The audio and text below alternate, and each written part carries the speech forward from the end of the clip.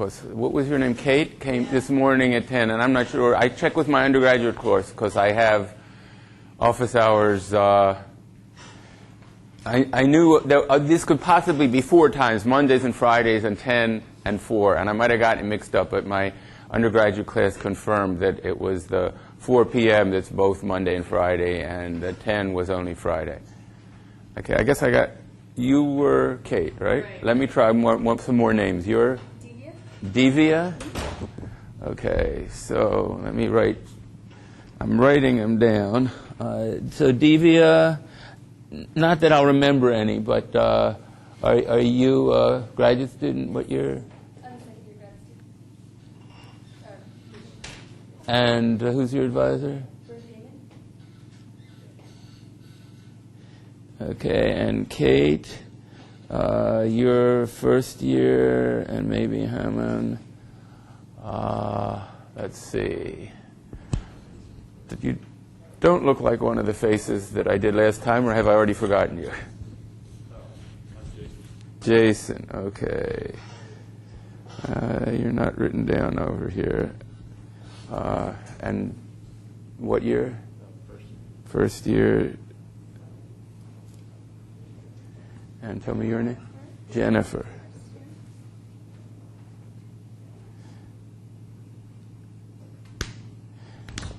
Well, it's time. Can we start? Okay. So let me stare at your faces a little more, but it won't do me much good. Okay, so if I said it wrong last time, this is what I meant to say.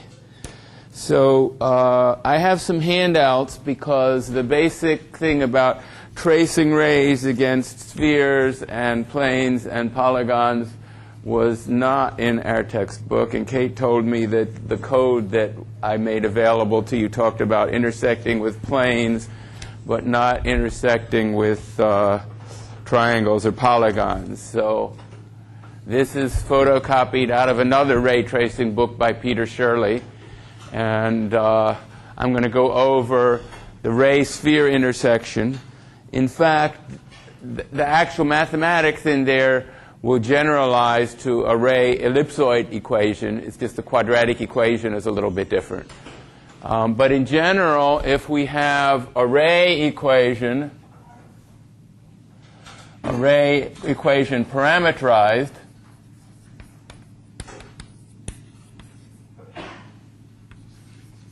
I should have probably put it in the other order. Parameterized ray equation. The ray as a function of the distance parameter is the origin plus the distance times the unit direction vector. And then we have an implicit surface equation.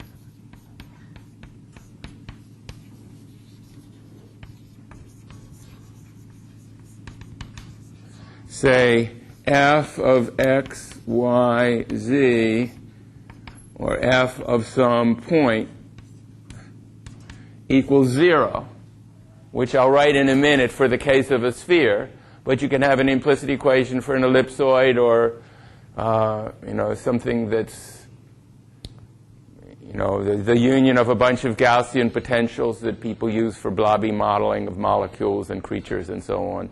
Any function, then the surface defined by that function, if you substitute the ray, here's the origin, and here is this ray starting from the origin in direction d, and find out the value of t that makes f of p be 0. In other words, f of r of t equals 0.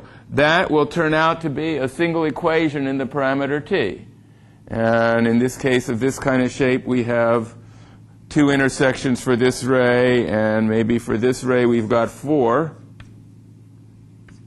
And if you only want the first intersection, you just have to put them in order and find the least t. So that's what we want to do for a sphere.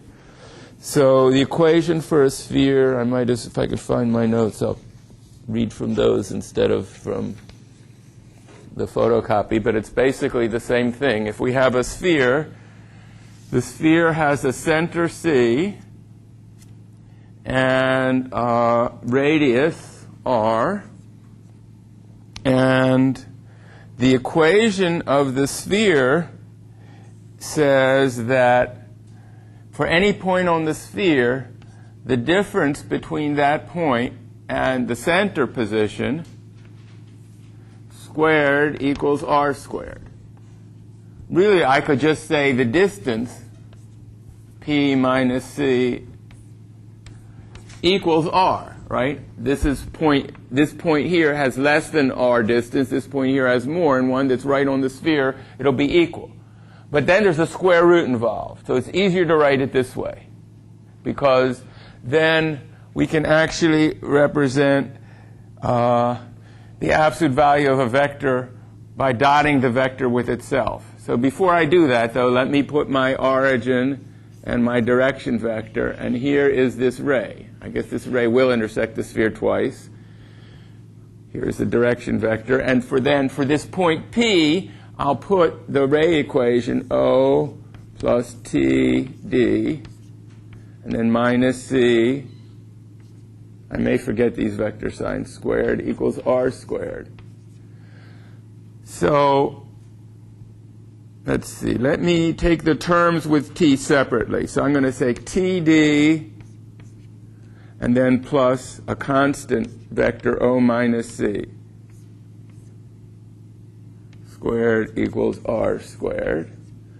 And then maybe I'll go to the next board. This thing can be expressed as a dot product. The length squared of any vector is the dot product of that vector with itself. So if I write it like that, then I can end up getting the quadratic equation I was talking about in T. So I'm going to say TD plus the vector O minus C dotted with TD plus the vector O minus C equals r squared. And then I'm going to multiply this out. This is like a plus b squared. You know, this is quantity a and b, and it's like a plus b dotted with a plus b. And you can say it's a dot a plus 2a dot b plus b dot b, right? That's just multiplying out by the distributive law.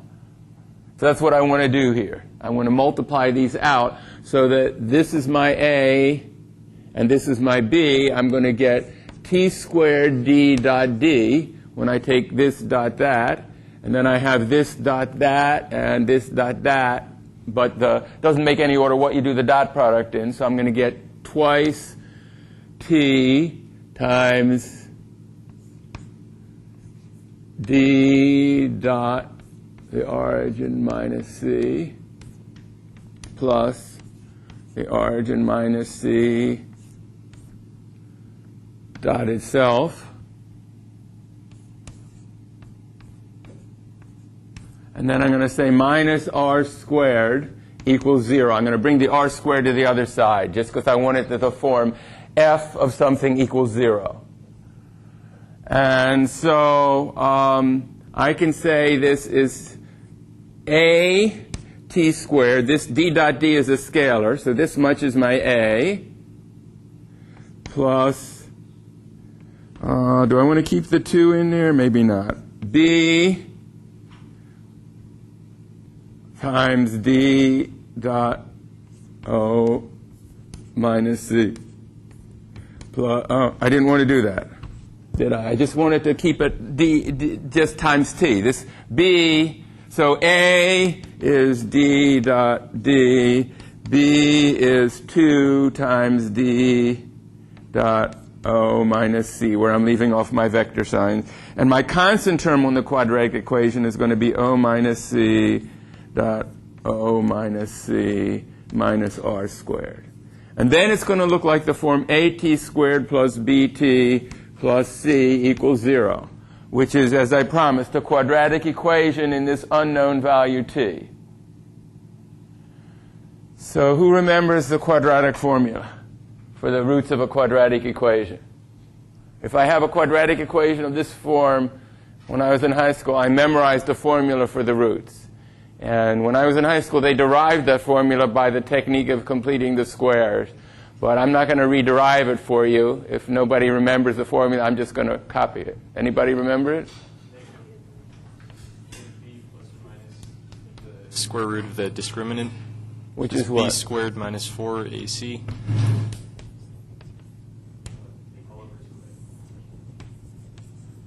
Okay, and it happens that b is a multiple of 2 here. So we're going to end up factoring that out. Let's see if I've already done that in this step. I guess not. I haven't done the whole algebra.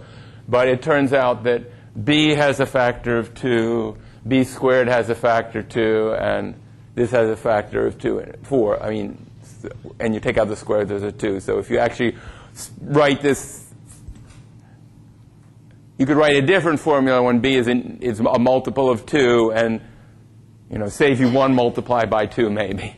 But basically, you have these 3 quantities in the standard quadratic equation, and in general, you're going to get 2 roots. But you might get 0 roots or 1 root. What are the occasions when you get 0 root? What would that mean geometrically? No intersection, like this. And what about when you get 1 root? Just tangent. Okay, well, I did this for a very simple sphere, but you could do that for an ellipse, which also has a quadratic equation. And, I wrote these as dot products, but if you know the components of in terms of x, y, z coordinates of these, the D and the O and the center, then you can do the arithmetic and get capital A, B, C in terms of those coordinates.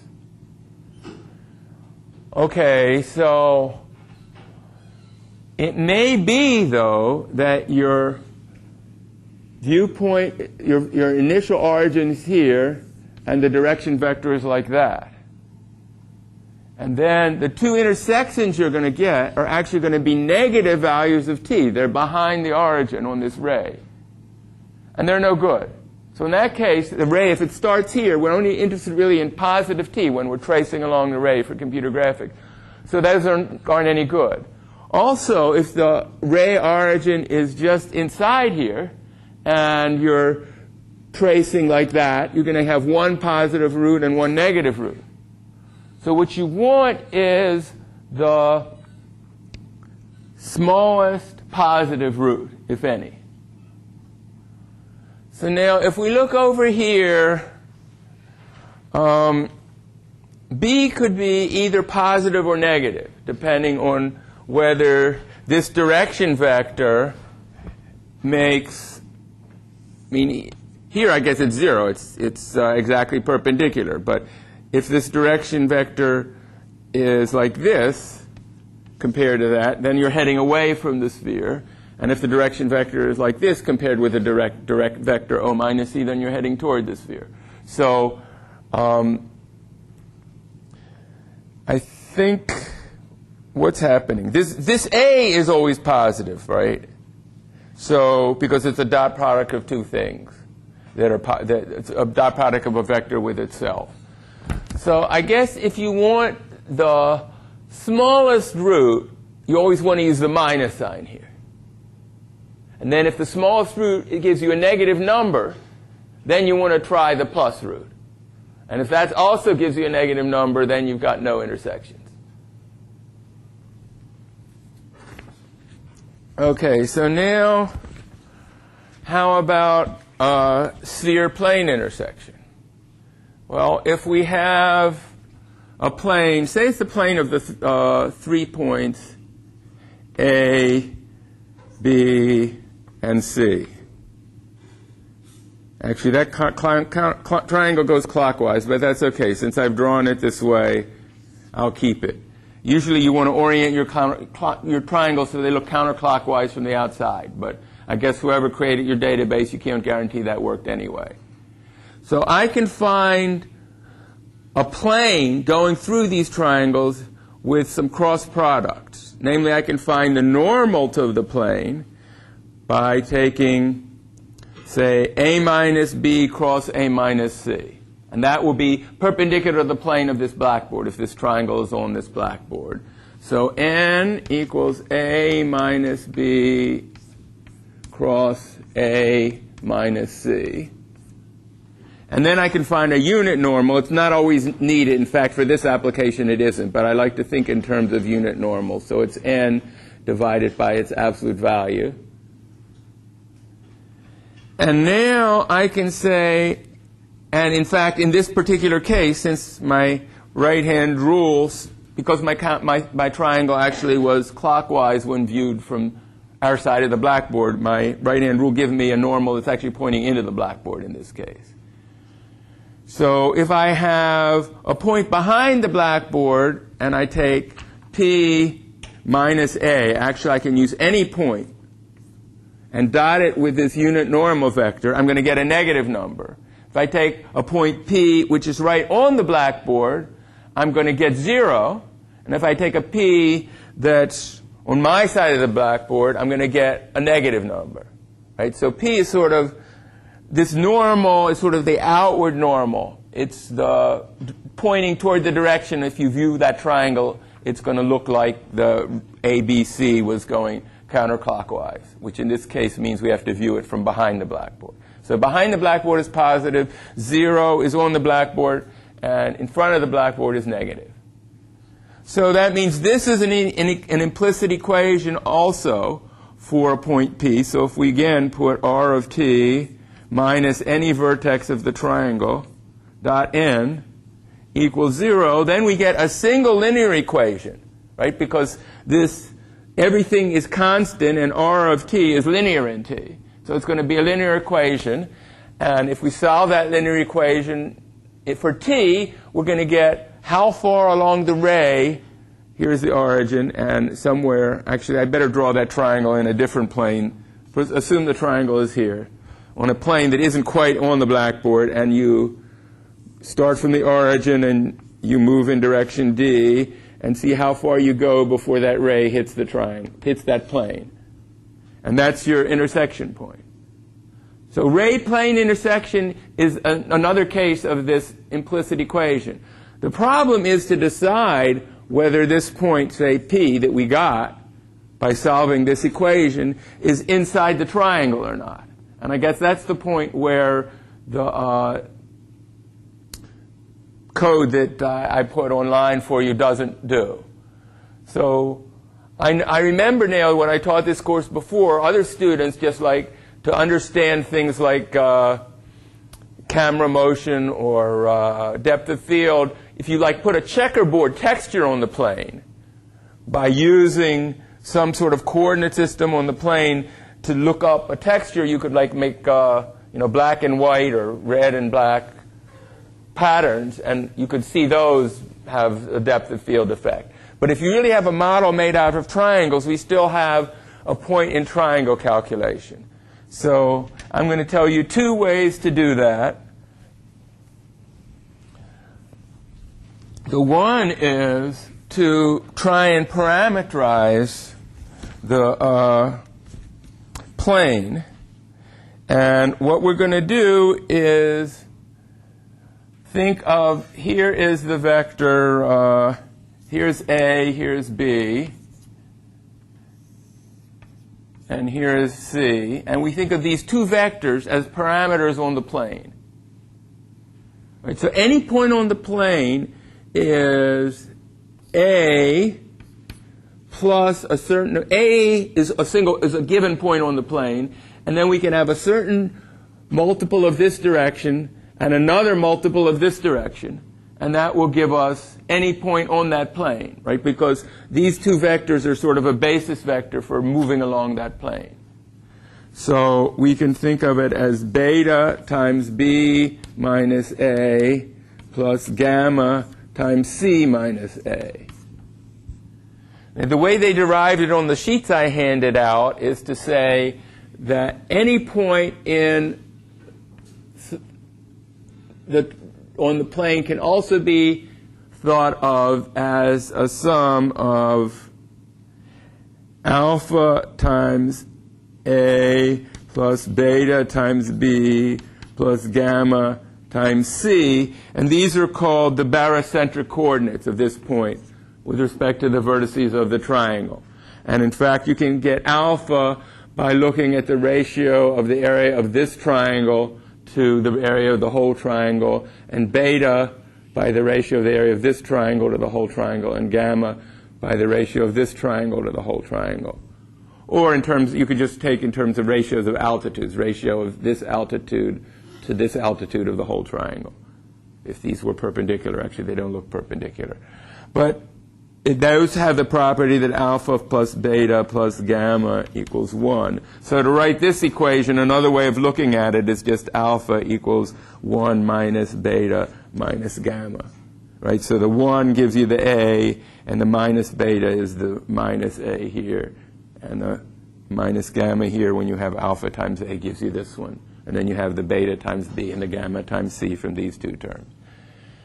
But in both cases, either interpreting these two as basis vectors for the plane relative to point A, or in terms of barycentric coordinates, you still have conditions for staying inside the triangle. So in terms of barycentric coordinates, it's 0 less than or equal to alpha, 0 less than or equal to beta, and in other words, they all have to be positive.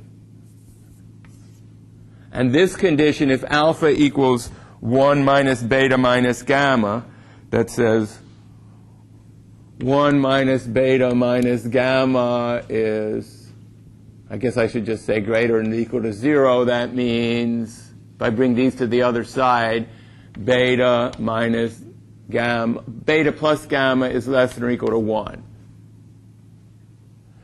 So in terms of beta and gamma only, in terms of this representation, we have these three conditions. Beta and gamma are non-negative, and they add up to some number less than 1. So now we can intersect a ray with a parametrized surface instead.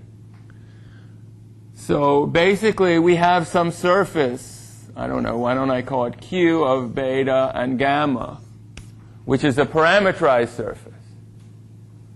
And now we're not directly substituting in this equation like we did with an implicit surface. We're trying to find the parameters beta and gamma. So what we really need to solve the ray equation of T equals this parametrized surface in terms of beta and gamma. Right? So another case would be, say you have a bicubic patch. Q, usually we use U and V for the parameters. Then again, we'd have three unknowns, T in the ray and U and V for the parameters. Here I just called them beta and gamma to follow the sheets I handed out. So we have three unknowns. Two of those unknowns say where on the surface the point is, and the third says where on the ray, and we're trying to find values of all three to make these coincide. But really, these are three equations and three unknowns, because there's x, y, and z coordinates for each of these three things. So we have three equations for three unknowns, and you could then, say, intersect a ray with a bicubic patch. But those equations, if it was bicubic, would be higher order. Because this is linear in beta and gamma, we're just going to get three linear equations for three unknowns. Let me see if they're in great detail there, but let me write it in this equation for the case we have. O plus TD equals A plus beta B minus A plus gamma C minus A. So basically, our equations say, here are the unknowns, beta, gamma, and T. And what's multiplying them, let's see, how can we do this? I want to put something on the, let me erase this and let me write it so that my terms that multiply the t, beta, and gamma are on the left and the constant terms are on the right. So that means I have beta b minus a plus gamma c minus a plus t times the vector d equals, let's see, my right-hand side has an a right now from here, and I'll put a minus o here. Right, so my right-hand side of this, in terms of the three coordinates, are going to be the x-coordinate of a minus the x-coordinate of the ray origin, the x-coordinate of the y-coordinate minus the origin y, and I keep substituting the wrong variable. I want to keep a the same and substitute the subscript z minus oz. And let's see if I can write my matrix. I better write small. What multiplies beta is b minus a. So for the x component, let's see. The x component of this equation is going to say bx minus ax times beta, and then it's going to be cx minus ax times gamma, and then it's going to be, I think I made a mistake here. This should be minus, shouldn't it? Because I was writing what was on this side of the equation. Maybe let's see, did I?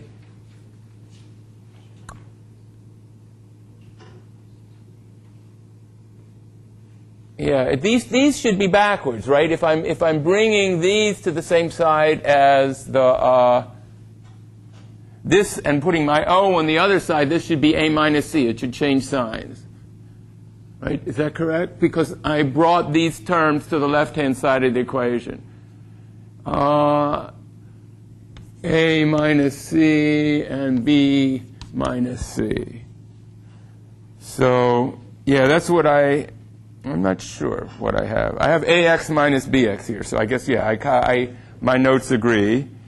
AX minus BX, and then gamma is, no, it's not B minus C. It's, if I change the sign of this, it's A minus C. Okay, is my algebra right now? Did I, yeah, A minus B here. Thank you. Now is right. Sorry. I tend to make lots of algebra mistakes in my lectures. Even if my notes are okay, which I think they are in this case, I sort of go on autopilot trying to copy things from the board, and I make lots of mistakes. So please correct me. Let's see. So now the x component, now this is going to be AX minus CX, and the x component of this is going to be DX. And similarly, AY minus CY. Nope. Substitute the wrong thing again, didn't I? AY minus BY, AY minus CY, and DY. And this is going to be AZ minus BZ, AZ minus CZ, and DZ. Okay, so I've given the matrix form of the three equations and three unknowns. Right? This times this plus this times this plus that times that equals this, which is the x component of this equation. So we get three equations and three unknowns, and what the book suggests that I Xeroxed for you is just use Cramer's rule, which is an explicit formula, and the complete explicit formula is written in there. You could just copy it. He makes even a point there's some common sub-expressions that either you could set out explicitly or hope if you write it correctly, even the compiler will find the common sub-expressions, because you've got Cramer's rule has a determinant for the denominator and three determinants for the numerator. And so you're going to find beta, gamma, and t. And then you're going to check these inequalities for beta and gamma. And if it satisfies those three inequalities, then the ray intersection is inside the triangle. And if the t is positive, then you know it's in the direction you're looking along the ray instead of behind your eye. And if the ray is parallel to the plane, then you've got a problem, because the denominator will be 0. Your denominator turns out to be basically this normal vector dot the direction vector. And if that's 0, that means that you're dividing by 0. So that's not going to work. If your ray is parallel to the plane but not inside the plane, then it doesn't intersect the plane. If your origin of the ray is on the plane, then I guess you have to use a different computation to figure out, because you're really going to run into an edge of the triangle first inside that plane. So you have to have a special case for that. So now I want to discuss a way of that's going to end up resulting with 4 determinants, another way of looking at this, which works for quadrilaterals and other convex polygons. So maybe I'll go back to, let's see, can I go back to this picture here? We've computed the normal vector, and we find this point. We want to know whether this point is inside the triangle. One way to do it is to make a kind of a pyramid. Let me keep this point in the plane, but let me make it the origin. Where can I make the origin so the pyramid is clearer?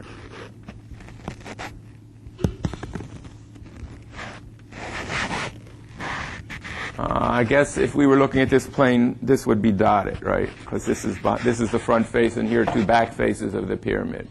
And we want to know, is this point P that we get just by solving this one linear equation in a single unknown to get a 3D point somewhere on the plane, which is easier than solving those 3D equations and also finding beta and gamma.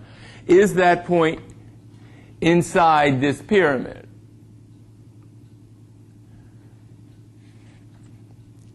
So what we can do is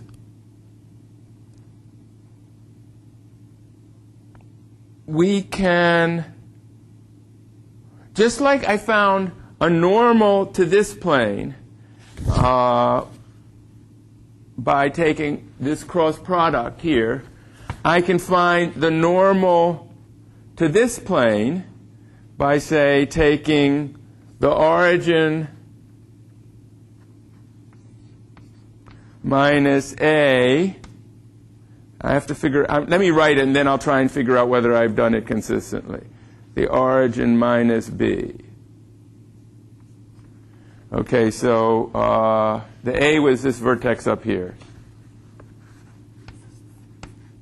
And if I take this with my right-hand rule, I'm going to get a normal that's pointing, in this particular case, inside this triangle. And then I just have to evaluate P with respect to that plane equation to see if it's on the positive side of the plane.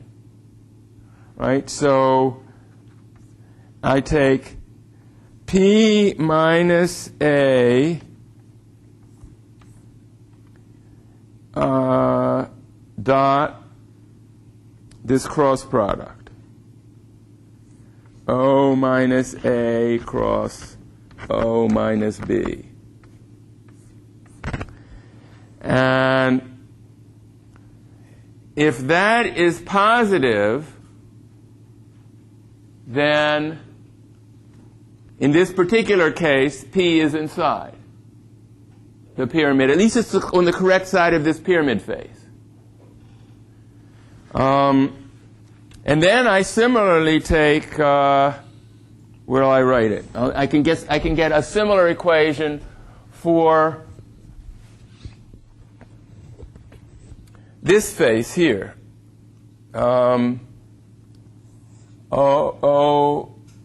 minus B cross O minus C.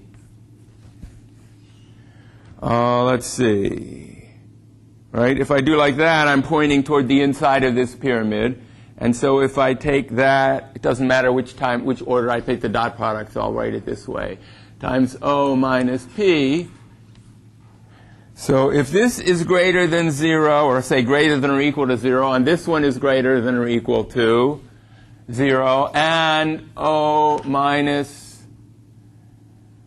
let's see, I'm going to take O minus C cross O minus A, which is sort of behind here, and I'm going to get a vector that's pointing up from this bottom face. And if P is positive too, if dot product is positive, it's on the inside, because these are inward pointing normals. O minus B, let's see, what did I say? O minus C, sort of permuting the order, going back to the first one. So it's each vertex and the next vertex, and then you go back to the first vertex again. Let's see. Do I want O minus P or P minus O?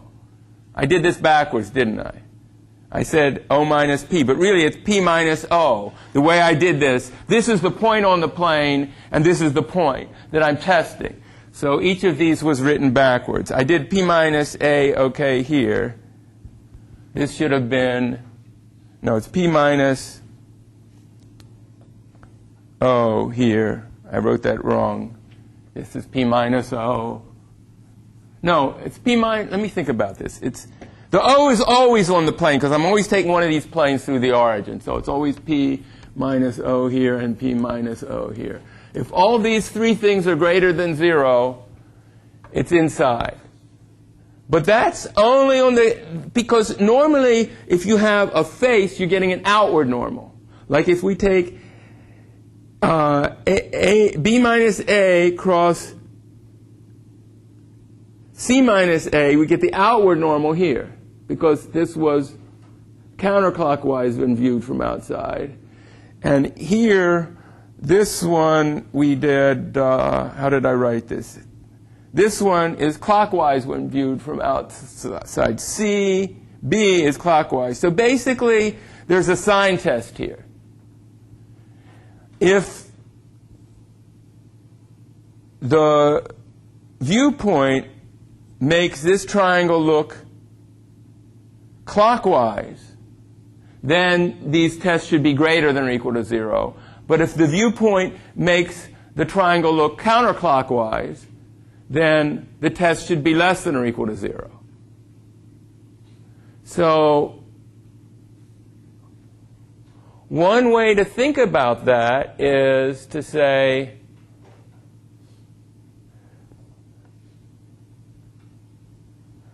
if we take each of these products and either multiply or divide by the, how can I say it now? If we take O minus A dot this normal, or any point on the triangle here, dot the normal, that'll tell us, in this case, it will be negative, right? Because this thing is pointing away from us. So what we can say is, if this is negative, then you use a plus sign. I mean, you insist these be greater than or equal to. Whereas if this thing is positive, you insist it being less than or equal to. Now, it turns out that this, if you take the cross product of two vectors, and then take a dot product with a third, it's the same as a determinant, right? Because basically, you can think of the way you compute the volume of this. It's a sixth of the volume of a parallelepiped, and the volume of a parallelepiped is that determinant. So these are all proportional to determinants.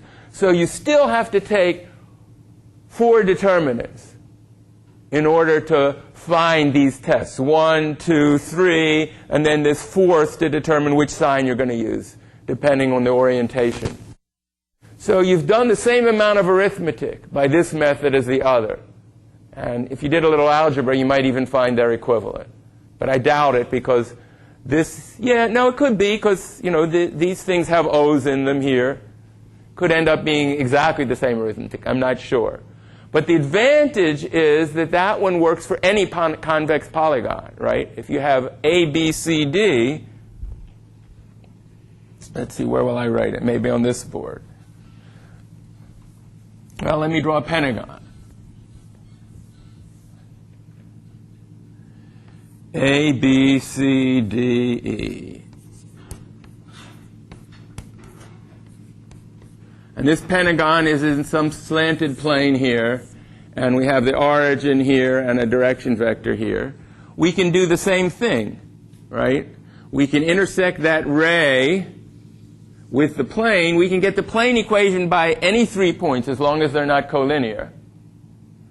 We can find out the point where the ray intersects the plane, and then we could check if that point was inside all the faces of this pentagonal pyramid.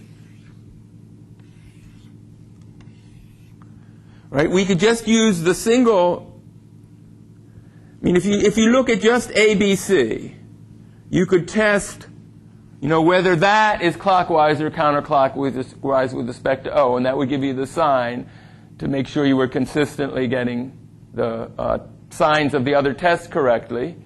And then you could do 5 other tests, which amount to 5 other determinants, and you could decide if this point was inside. So I guess in that case you'd be saving work, because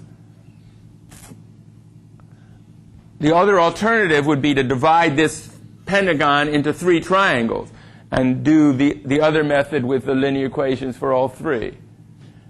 And then that would be 3 times 4 is 12 determinants, where this is only 5 plus 1 is 6 determinants. But that method doesn't work for a non-convex polygon, right? Because then it's going to be hard for me to draw the pyramid, but let me just draw on this board a non-convex polygon, and we'll just think of,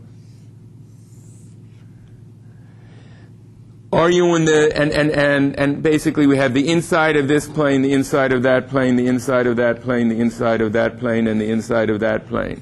And so the question is, if you're on the inside of all these planes, is that necessary and sufficient to be inside here?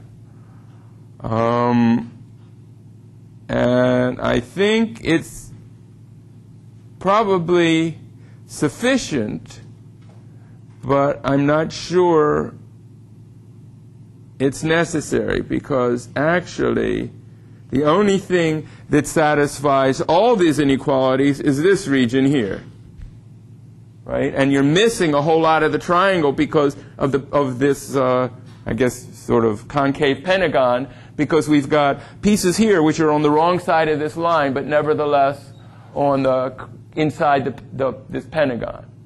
So this method in general only works for convex polygons. And if you have a concave polygon, I think you really have to divide it into 3 triangles. But if you're building models out of quadrilaterals, you might have convex quadrilaterals too, I guess. But in general, like if you were drawing a sphere in terms of polygons that were like triangles around the North Pole and then latitudes and longitudes, those are sort of parallel, they're not convex. So if you can guarantee your polygons are not convex, you can use this method to intersect an arbitrary polygon. Okay, so let's see. Is there anything else I want to say? I think I'm finishing early again. Does anybody have any questions? Well, I guess we can't get remote questions. Let me think if there's anything useful I can say in terms of the homework. Yes, there is. When I asked you to do the recursive ray tracing with diffuse and perfect mirror, so that you don't have to do like the fine specular highlight, because we're going to assume that any mirror reflection is perfectly shiny. We're just going to allow the surface to be a sort of a linear combination of somewhat a diffuse color and a specular color. And the specular coefficient that you're going to use, it could be colored too. Like you could think of reflecting in a red Christmas tree ball. It sort of reflects more of the red color that's bouncing on it than the green and the blue color. And then I think I use the analogy with this Christmas ball. It's sort of dusty. It's been, sitting on the tree all year. And it's accumulated a dot of dust, and the dust reflects diffusely. So the part when your viewing ray hits the dust, you're probably seeing a diffuse reflection, maybe gray diffuse. And then when your eye doesn't hit a dust particle, maybe you're seeing a specular reflection that's got a red tint to it. So there is a sort of a physical plausibility for a surface that partly perfect mirror and partly diffuse. But you know, often you want to just make it either diffuse with their specular coefficient non-zero, and the zero, and the diffuse non-zero, or vice versa. I was just allowing for both. And I'll repeat what I said last time. When I wrote that code, I sort of didn't write the possibility that you also trace a refracted ray, because I didn't want you to bother with refraction on this homework. So it's just, you know, either code one of these ray triangle things and build your model out of triangles, or I guess the default model, I just had one sphere and one light source, and I only want a point light source now, and I just want to see the multiple reflections and the fact that you've actually got ray tracing going, and then on future assignments you can add these other effects we're going to be talking about next. Okay, I was pretty sure this lecture was going to end early because I didn't have that much to say, but I'll see you on Wednesday.